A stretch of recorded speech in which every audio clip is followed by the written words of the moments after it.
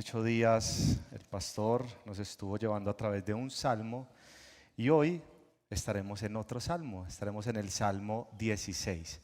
Entonces abra allí su Biblia. Quien no tenga Biblia ahí yo creo que también estará siendo proyectada. ¿Estamos en el Salmo 16? ¿Sí? Ok. Vamos a leer para bendición y beneficio de todos nosotros. Dice la palabra del Señor en el verso 1. Protégeme, oh Dios, pues en ti me refugio. Yo dije al Señor, tú eres mi Señor. Ningún bien tengo fuera de ti. En cuanto a los santos que están en la tierra, ellos son los nobles en quienes está toda mi delicia. Se multiplicarán las aflicciones de aquellos que han corrido tras otro Dios. No derramaré yo sus libaciones de sangre, ni sus nombres pronunciarán mis labios. Verso 5. El Señor es la porción de mi herencia y de mi copa. Tú sustentas mi suerte. Las cuerdas me cayeron en lugares agradables. En verdad, es hermosa la herencia que me ha tocado. Bendeciré al Señor que me aconseja. En verdad, en las noches mi corazón me instruye. Al Señor he puesto continuamente delante de mí. Porque está a mi diestra, permaneceré firme. Por tanto, mi corazón se alegra y mi alma se regocija. También mi carne morará segura, porque tú no abandonarás mi alma en el Seol, ni permitirás que tu santo sufra corrupción. Me darás a conocer la senda de la vida. En tu presencia hay plenitud de gozo. En tu diestra hay deleites para siempre. Y antes de volver a orar, yo quiero que usted lea con voz audible el verso 1 y 2. 3 y protégeme, oh Dios, pues en ti me refugio. Yo dije al Señor, tú eres mi Señor. Ningún bien tengo fuera de ti. Señor, ese es nuestro clamor hoy. Que tú seas nuestro protector, nuestro refugio. Que no haya mayor bien, ningún bien que esté delante de ti, que nosotros pongamos delante de ti, que tú seas nuestro deleite, nuestra herencia, nuestro gozo, que tú seas todo, Señor. Por favor, ayúdame, Señor, a que mis labios prediquen tu palabra con fidelidad, Señor. Ten misericordia de mí y ten misericordia de este auditorio, Señor. Que seas tú, no nosotros, que nuestro corazón sea expuesto a la luz de tu preciosa palabra. Trae entendimiento, Señor, y que todos los que estamos aquí seamos terrenos fértiles donde tu palabra produzca mucho fruto. Esto lo pedimos en el nombre de Cristo Jesús. Amén. Puedes sentarte.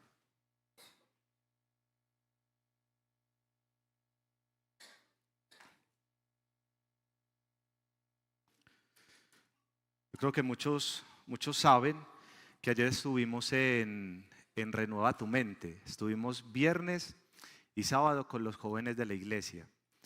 Y fue un espacio muy hermoso, de mucha bendición. De hecho, si no estoy mal y si alguien me corrige, se vino un bus lleno, como con 36, 37 jóvenes desde Medellín que iban de nuestra iglesia. Jóvenes que se expusieron a la palabra del Señor. Y trataron un tema muy especial porque trataban sobre la identidad. Y yo creo que los jóvenes, pero también los adultos, tenemos que volver a reconocer que a través de tantas cosas que están pasando en el mundo, nuestra identidad a veces se ve como distorsionada. Y solo encontraremos en identidad, ¿en quién? En el diseñador. Es el diseñador que le dice al diseño realmente quién es. Tenemos que mirar hacia arriba y decirle, Señor, ¿quiénes somos en ti? Si nos preguntamos a nosotros mismos quiénes somos, vamos a fallar. Si le preguntamos a los demás quiénes somos, van a fallar.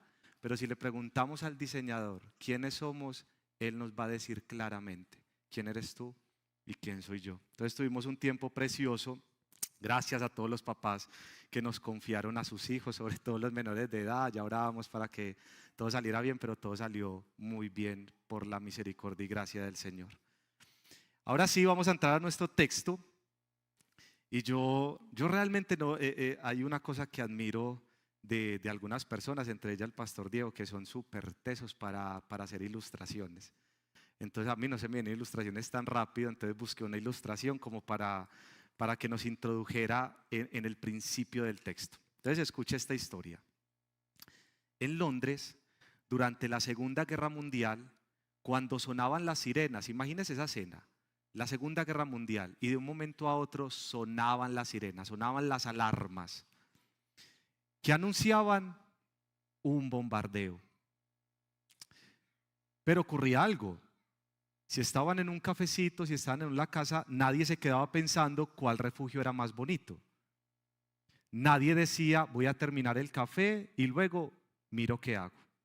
En el momento en que sonaba la alarma, miles de personas corrían desesperadamente hacia los refugios subterráneos.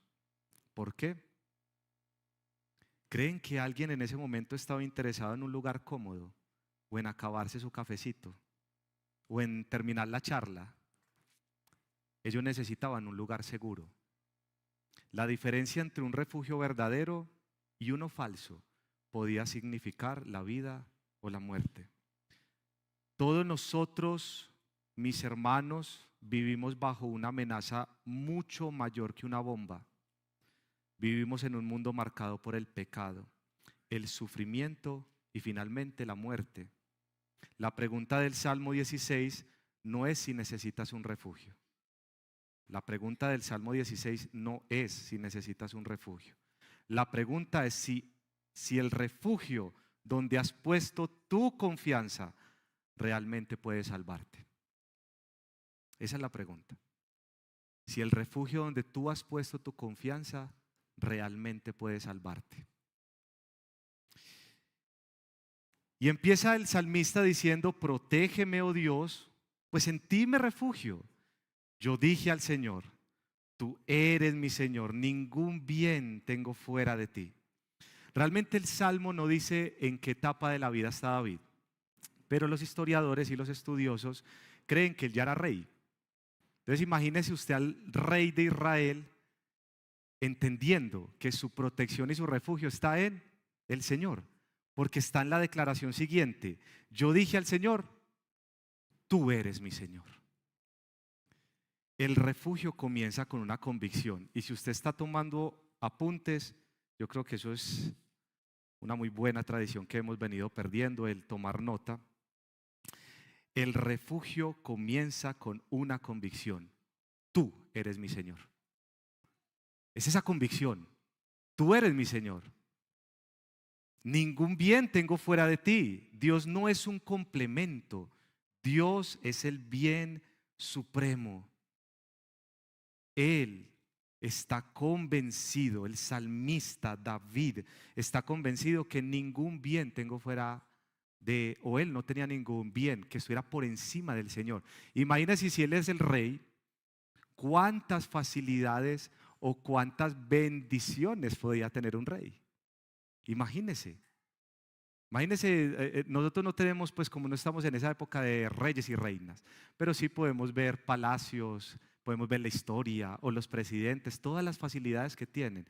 Pero el salmista, entendiendo si en ese momento era rey, él decía, ningún bien tengo fuera de ti.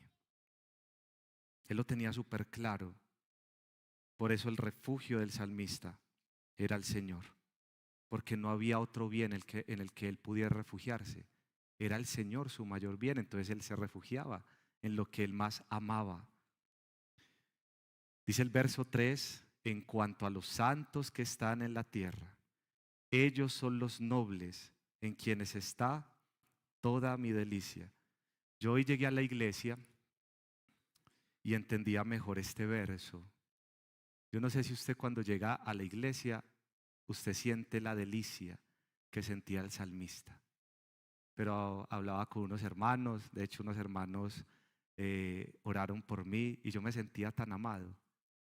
Es imposible, y escuche bien esto, que usted ame al Señor de los santos y usted no ame a esos santos. Usted no puede decir, Señor, yo te amo, pero a los santos, que son del Señor, que usted no los ame.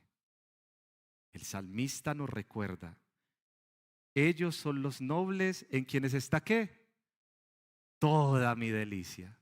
Los que somos del Señor, amamos a los que son del Señor. Pero él entendía una cosa esto es muy claro. Miren este contraste. Él decía que en los que corrían a otros dioses se les multiplicaba ¿qué? Las aflicciones.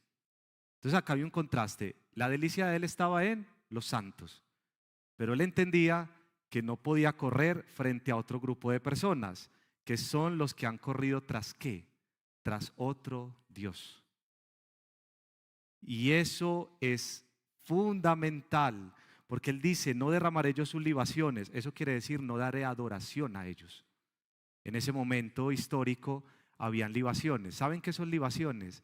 Derramaban aceite, agua sobre algún escenario, sobre alguna tabla, para dar adoración a otros dioses. De hecho, después la cosa se puso tan complicada que ya ofrecían seres humanos para dar adoración a otros dioses. Y David dice, se multiplicarán las aflicciones de aquellos que han corrido tras otro Dios. Yo no sé, mi hermano y mi hermana, si a usted le ha pasado como a mí, pero cuando hemos puesto la confianza o hemos adorado otra cosa que no es Dios, se multiplican las aflicciones. Al principio parece muy bueno, que uno pone a veces la confianza, como que llega una platica, me siento más tranquilo, o la casita, me siento más tranquilo. Pero si algo nos ha enseñado las situaciones de los últimos tiempos, como Venezuela, es que cuando uno corre y pone su confianza en otra cosa que no es Dios, las aflicciones se multiplican. Por eso dice el salmista, ni sus nombres pronunciarán mis labios. Y esto conecta con lo que sigue, pero antes yo quiero hacerle una pregunta. ¿Qué ocupa el lugar de refugio en tu corazón? ¿Qué ocupa el lugar de refugio en tu corazón?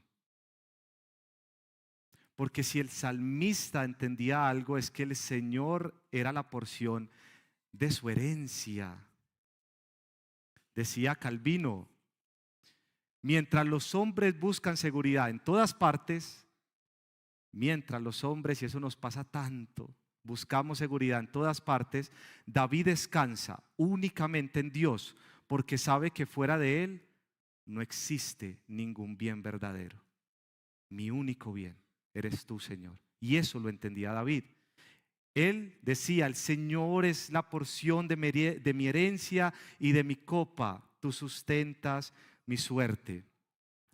¿Qué es esto? ¿Qué es esto de las cuerdas me cayeron en lugares agradables?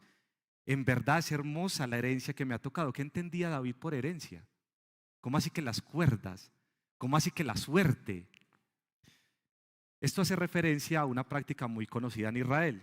Cuando Israel entra en la tierra de Canaán, ¿se acuerda de la historia? La tierra prometida, la tierra de Canaán, Dios le ordena que repartieran la tierra entre las tribus y sus familias. Eso usted lo va a ver muy clarito en Josué. Cuando entran a la tierra de Canaán, Dios les dice, bueno, ustedes van a dividir la tierra y esto va a ser la herencia de ustedes. Después medían el terreno a través de cuerdas. Y eso lo entiende David. David está diciendo, el Señor es la porción de mi herencia y de mi copa, tú sustentas mi suerte. Las cuerdas me cayeron en lugares agradables. Él entendía todo ese contexto. Él se sabía clarito la historia de su pueblo. Él la tenía clara. Y esto es muy significativo porque aquí empieza quizás una de las aplicaciones que más me confrontó a mí. Porque cuando ellos medían las tierras, se le dio porción a cada tribu. Pero hubo una tribu a quien no se le dio tierra. ¿Saben cuál fue? A la tribu de Leví. A la tribu de Leví. A la tribu de Leví no se le dio tierras. Ojo pues lo que le dice el Señor a Aarón. Vaya rápidamente a Números 18:20. Si ahí me pueden ayudar. Ese creo que no lo pasé, pero bueno.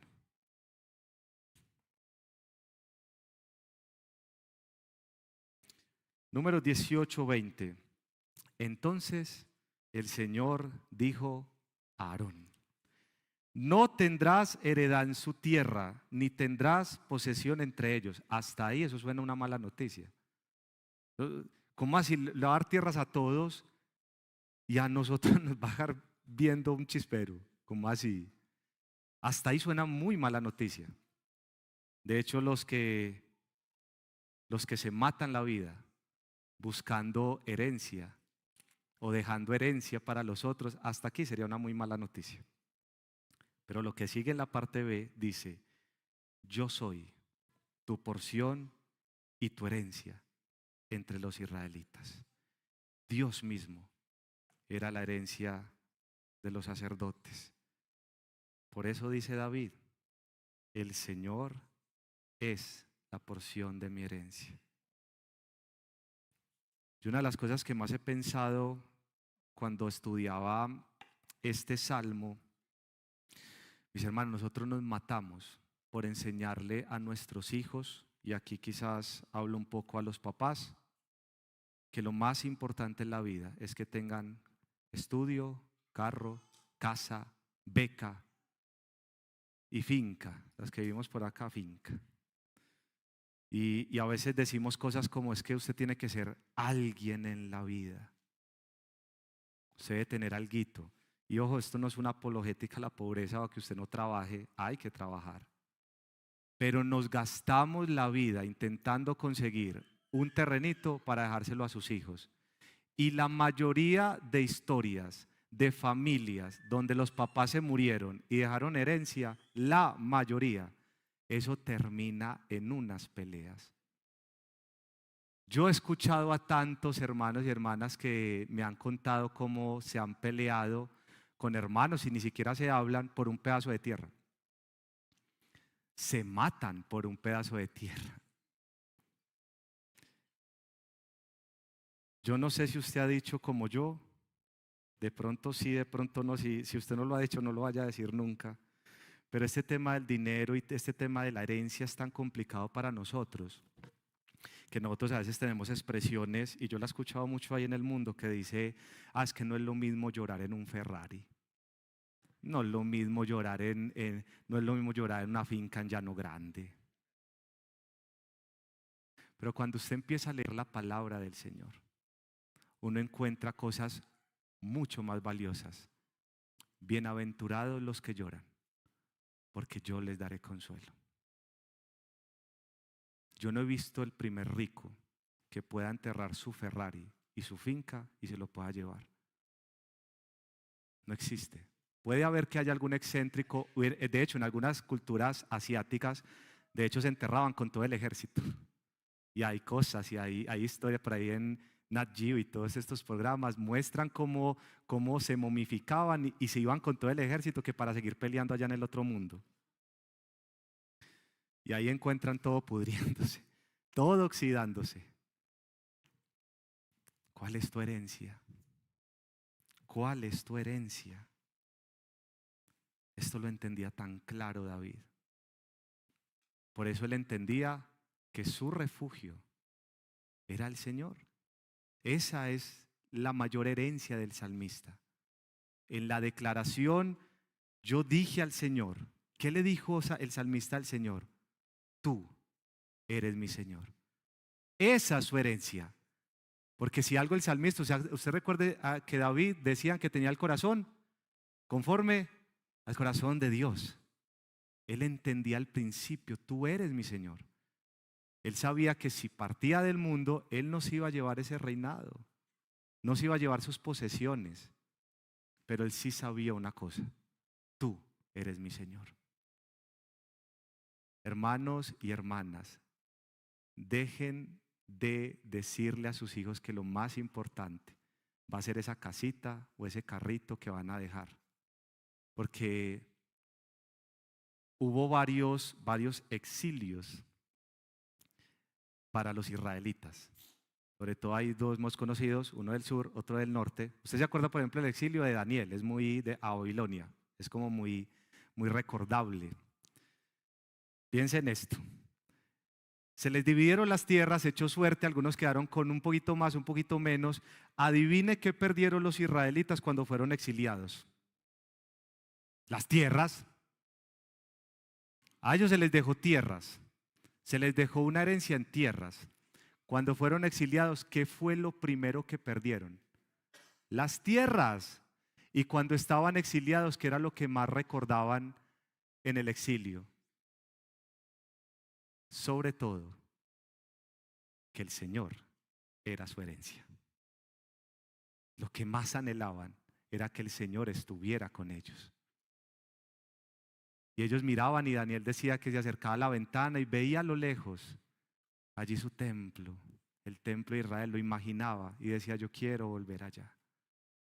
No tanto por la tierra, quería volver con los suyos, pero él quería ir allá a volverse a encontrar con su Señor, porque el salmista entendía eso. Y los hombres y los creyentes que somos del Señor entendemos que nuestro mayor deleite y nuestra herencia es el Señor. Lo primero que perdió las israelitas fue la tierra, pero ellos a las malas tuvieron que entender, y algunos todavía no entienden, que su mayor herencia es el Señor.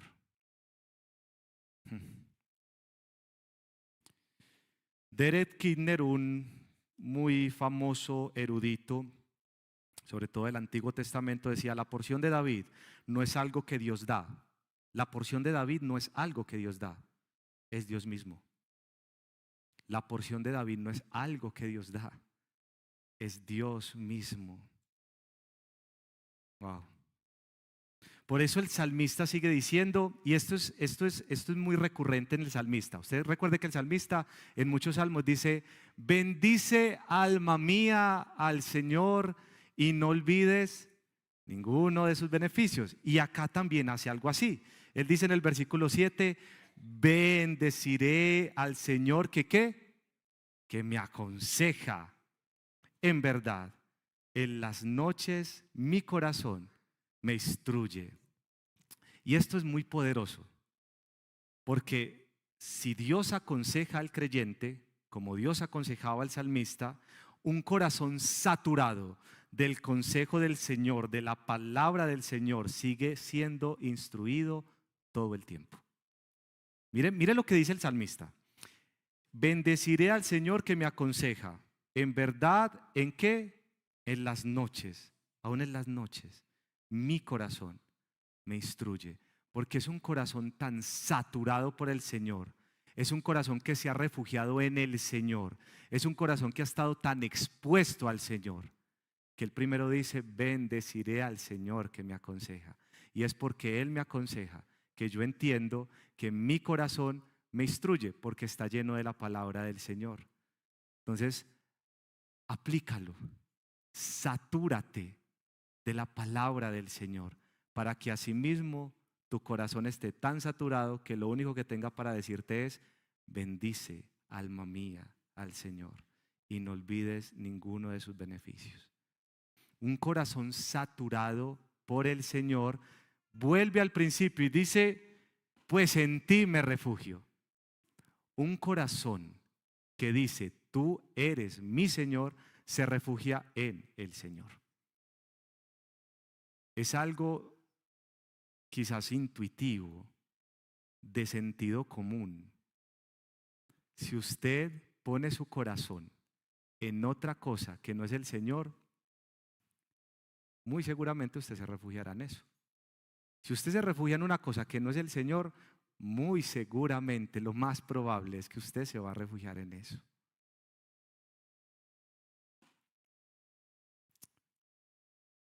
Dice el punto 3: el creyente vive con esperanza porque su refugio venció la muerte.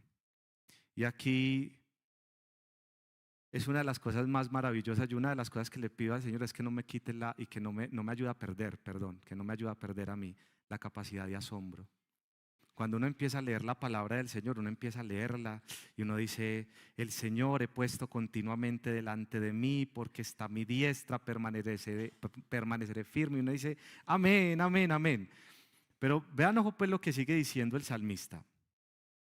Por tanto, mi corazón, ¿qué? Se alegra. Versículo 9. Y mi alma se regocija, también mi carne morará segura. Pero ojo pues, porque tú no abandonarás mi alma en el Seol, ni permitirás que tu santo sufra corrupción. Yo cuando entré al texto, yo dije, ¿cómo así? Y esto es lo maravilloso de entrar a la palabra del Señor. Yo dije, ¿cómo así que tu santo no sufrirá corrupción? A ver, cuando uno habla de corrupción es porque el cuerpo, pues, que se lo comen los gusanos. Eso es sufrir corrupción en el verso. Eso es lo que significa. Entonces, ¿cómo así que tu santo no sufrirá corrupción? Entonces, si usted tiene una Biblia como esta, sencilla, usted por allá abajo ve unas referencias. Usted abajo ve unos numeritos. Yo no sé si usted sabía eso. De pronto muchos sí, de pronto muchos no. Pero usted se pone a buscar aquí en la partecita de abajo y usted hay unas referencias que le dan. Y yo, entonces me puse a buscar ahí la referencia. ¿A dónde apunta eso? Y, oh maravilla, me tiró a Hechos. Vaya a Hechos.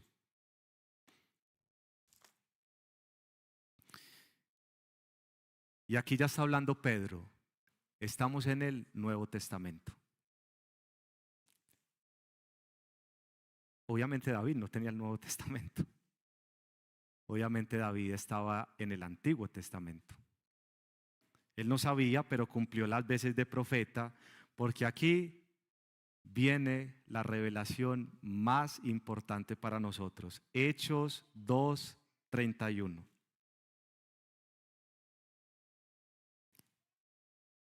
Miren pues de quién estaba hablando David. Él no lo sabía. Él seguramente había escuchado de sus padres, de la historia, que vendría un redentor, uno que reinaría para siempre. Pero él no sabía de quién estaba hablando a ciencia cierta. Pero vea lo que dice el verso 31. Miró hacia el futuro y habló de la resurrección de Cristo, que ni fue abandonado en el Hades, ni su carne sufrió corrupción. 32. A este Jesús resucitó Dios, de lo cual todos nosotros somos testigos. Yo no sé si usted no lo asombra eso. Yo cuando vi el texto y vi la referencia me asombró. Él no lo sabía, pero nosotros sí lo sabemos. Nosotros tenemos la revelación. Pero si quedan dudas, que no hay duda de esto porque está muy claro, vaya a Hechos 13:34 y ahí ya está hablando Pablo. Entonces usted va a Hechos 13:34 y a ver qué dice Hechos 34. Dice, y en cuanto a que lo resucitó de entre los muertos para nunca más volver a corrupción, Dios ha hablado de esta manera: les daré las misericordias santas y fieles. ¿Prometidas a quién? A David. Por tanto, dice también en otro salmo. ¿Cuál salmo? El que estamos leyendo. ¿Qué dice? No permitirás que tu santo vea corrupción. Porque David, versículo 36, después de haber servido el propósito de Dios en su propia generación, durmió y fue sepultado con sus padres. ¿Y qué vio? Corrupción. Verso 38. Por tanto, hermanos, sepan que por medio de él les es anunciado el perdón de los pecados. ¿Quién es ese él? Jesús de Nazaret. Entonces ahora volvemos al Salmo 16 y entendemos a quién estaba anunciando David. Todo esto apuntaba a Cristo. Cristo vivió perfectamente este salmo. Él murió, pero Él resucitó. Él no sufrió corrupción. Nuestra esperanza descansa en un Salvador vivo. Nuestra esperanza descansa en un Salvador vivo. El refugio del creyente, usted que está tomando nota, anote esto. El refugio del creyente no es una idea, sino una persona, Cristo. El refugio del creyente no es una idea, sino una persona, Cristo. Spurgeon decía, la fe siempre encuentra un refugio y el refugio de la fe es Dios mismo. Ese es el refugio de la fe, Dios mismo. Nosotros podemos estar seguros, mi hermano y mi hermana, de que resucitaremos y que viviremos la gloria allí en los cielos y veremos al Santo, lo veremos cara a cara, y esa es la promesa que se nos ha dado en Cristo. Por eso cuando el salmista dice, porque tú no abandonarás mi alma en el Seol, usted está convencido de eso, porque esa es su herencia, ese es su refugio. Háblele de eso a sus hijos. Que nuestro mayor deseo y anhelo sea hablarle a nuestros hijos que esa es su herencia. Y está bien si trabajó y compró una finquita en Llano Grande, bendito sea el Señor, pero preocúpese por hablarle a sus hijos y hablarle a su familia que la herencia que no se corrompe es Cristo Jesús. A veces hablamos de tantas cosas, mi hermano y mi hermana, hablamos del negocio, hablamos del carrito, hablamos de una cosa, de la otra, de la enfermedad, del cuerpo. Esta es la generación que más vanidosa es. Es una generación que se ha preocupado tanto por su propio cuerpo que ya los viejitos ya no quieren ser viejitos. Eso no pasa aquí. Pero en otros lugares, los viejitos ya no quieren ser viejitos.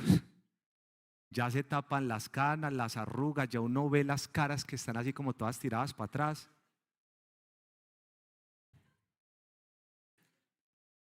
Porque no descansan en esto. Si nosotros no descansamos en que la herencia de nosotros, en que nuestro refugio es el Señor, cualquier cosa nos va a atrapar de una forma que nos vamos a aferrar tan duro que después sacarnos de ahí va a ser un proceso. Jóvenes, ¿dónde está tu refugio? ¿Dónde está tu refugio, joven? Yo les voy a decir dónde está muchas veces su refugio. Aquí. ¿Usted sabe cuánto tiempo perdemos en estos aparatos? Tenemos acceso ya a tantas cosas a través del celular. Tiremos el celular, eso no. Los jóvenes a veces empiezan a construir su identidad, como lo veíamos en Renueva tu Mente, a través de lo que esto les propone. Y ellos están convencidos de que este es su estándar, de que lo que ven en redes, en lo que ven en los algoritmos, Instagram, Facebook, TikTok y todo esto, es lo que ellos deberían ser, porque se han refugiado más en esto que en el Señor. Pero eso también nos pasa a nosotros. Hay muchos adultos que también están pegados del celular y como que se les pierde un momentico el celular y díganme la verdad, y esto es un examen. Díganme la verdad, sean sinceros con el Señor. Aquí aplicamos el Salmo: escudriñame, oh Señor, escudriña mi corazón y ve qué hay dentro de él. Y si ves camino malo en él, endereza mis sendas. Yo sé que usted, como yo, vamos al baño y nos metemos con celular. Muchos nos metemos al bañito es que con el celular. Yo sé que a usted se le pierde el celular y usted siente casi que se le ha ido una parte de su vida. O sea, se le pierde el celular y es una tragedia. Yo me pregunto qué hacían nuestros viejos. A mí me tocó parte de esa época, pero qué hacían nuestros viejos que no tenían celular. Periódico, había periódico. Esas eran las redes, ese era el Instagram. Y aquí están, pero parece que para un joven ahorita se le pierde el celular y a algunos que ya estamos adultos se nos pierde el celular y perdemos nuestra mayor herencia. Usted se ha puesto a pensar nosotros cuántos somos capaces de alejarnos de todos estos instrumentos, de las pantallas y realmente tomarnos un momento y decir: Señor, voy a dedicar este tiempo para refugiarme en ti. Voy a permanecer en silencio y voy a refugiarme en ti. Este mundo, mis hermanos y mis hermanas y mi amigo y mi amiga, si usted nos visita por primera vez, eso es un acto diabólico, pero está poniendo todo al alcance de nuestra mano para que usted viva tan ocupado que usted no pare.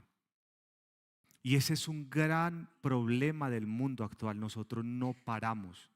De hecho, eso ya es un eslogan: no paramos. Y eso se ve como un gran triunfo: no paramos. Y se ve ya casi, yo he visto en publicidad y eso, no paramos. No parar para meditar en el Señor es lo que nos tiene como nos tiene. Porque no paramos.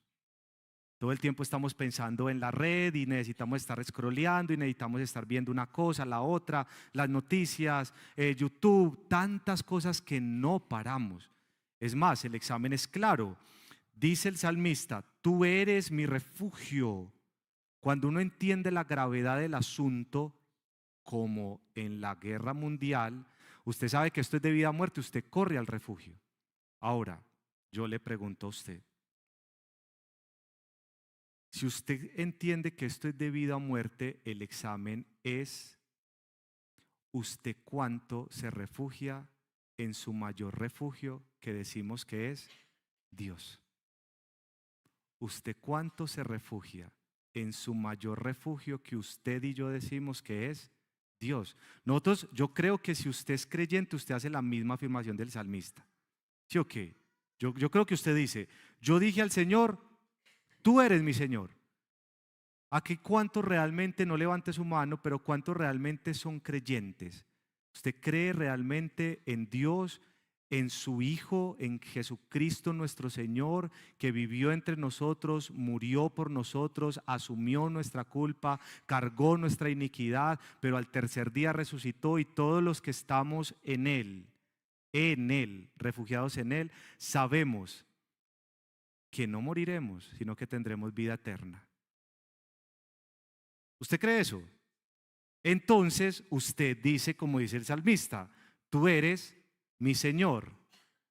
Hágase el examen ahora del primer verso. Protégeme, oh Dios, pues en ti me refugio. Pregunta para ustedes, creyentes del Señor: ¿cuánto te refugias en el Señor? ¿Cuánto es tu tiempo en el refugio del Señor? ¿Cuánto pasas siendo alumbrado, saturado por la palabra de Dios? Estos aparaticos, ayer lo decía un hermano, lo decía Alexis, que me pareció muy de mucha luz. Estos aparaticos tienen como medirnos el tiempo en pantalla. No lo vea, se va a asustar. Estos aparatos tienen como medir eso. ¿Usted cree que es proporcional el tiempo que usted gasta en esto al tiempo que usted gasta en esto? ¿Usted cree que es proporcional? Daría por lo menos un 50-50. Quizás menos, ¿cierto? 60-40, 70-30, 80-20, 90-10. Y hay algunos que 100. Y esto lo tienen abierto en algún salmo. En el 91 generalmente en el 91. El salmista nos habló de uno en el que podemos refugiarnos, que es en Cristo Jesús. Refúgiate en Cristo Jesús.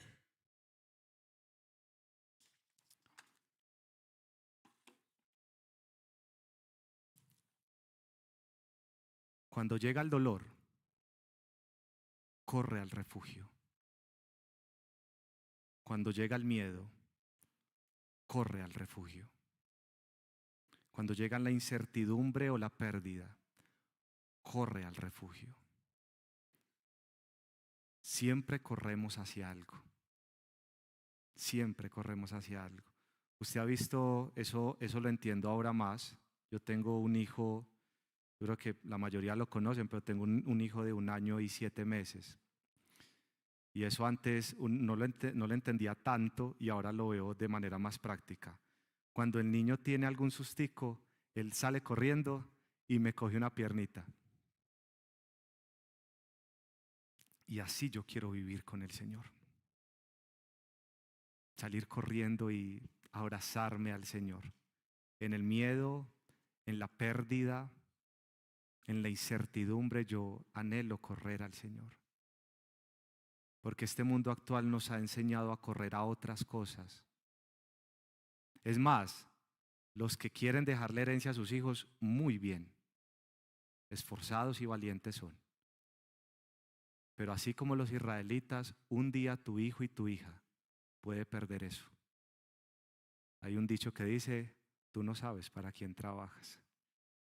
Tú puedes estar trabajando súper fuerte, dejándole lo mejor a tus hijos y un día tus hijos lo perdieron todo. Eso es las historias de muchas familias, de demasiadas, que el papá les dejó tremenda herencia, se la bebieron.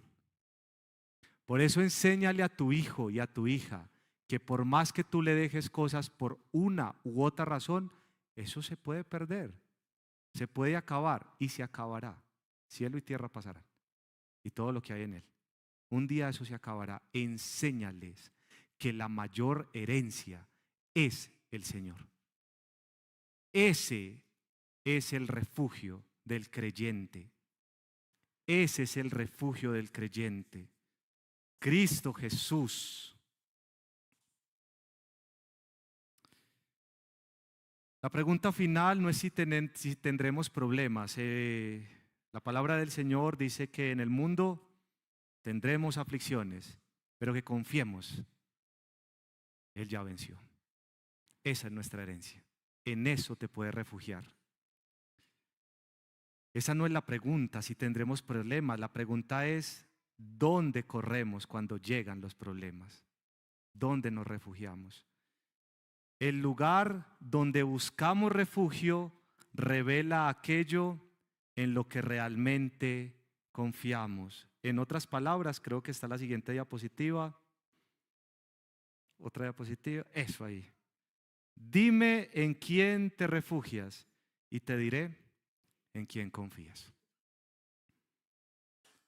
Anótelo. Frase para Instagram. No, mentira. Dime en quién te refugias y te diré en quién confías. Hágase esa pregunta constantemente. ¿En quién o en qué estoy poniendo mi confianza? Yo, ¿a quién corro? ¿A qué corro? ¿En qué me refugio cuando viene el día malo o el día bueno? Y te diré en quién confías. Mis hermanos, el hombre pasa por diferentes temporadas. La vida es como un sub y baja, como una montaña rusa. A veces estamos en unos picos donde parece que todo va bien y cuando todo va bien el ser humano tiende a alejarse del Señor porque todo está bien. Entonces también tenemos que pedirle al Señor que aún en los momentos buenos nos refugiemos en Él. Porque a veces en los momentos muy buenos nos olvidamos de Él. Entonces el Señor permite a veces que nos ocurran ciertos momentos malos para recordarnos que nuestro refugio es Él, que lo demás tambalea, lo demás se mueve y la tierra tiembla y a veces tiembla tan fuerte que te tumba tu refugio. Y esto aplica para todo en la vida. Dime en quién te refugias y te diré en quién confías.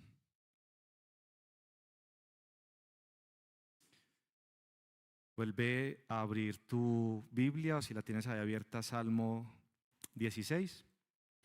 y leamos nuevamente versos 1 y verso 2. Levante su voz y diga conmigo: protégeme, oh Dios. Yo dije al Señor, tú eres mi Señor, ningún bien tengo fuera de ti. Ningún bien tengo fuera de ti. ¿Usted cree eso? ¿Usted cree que no hay ningún bien más alto, más hermoso que nuestro Señor? ¿Usted realmente lo cree? Oremos.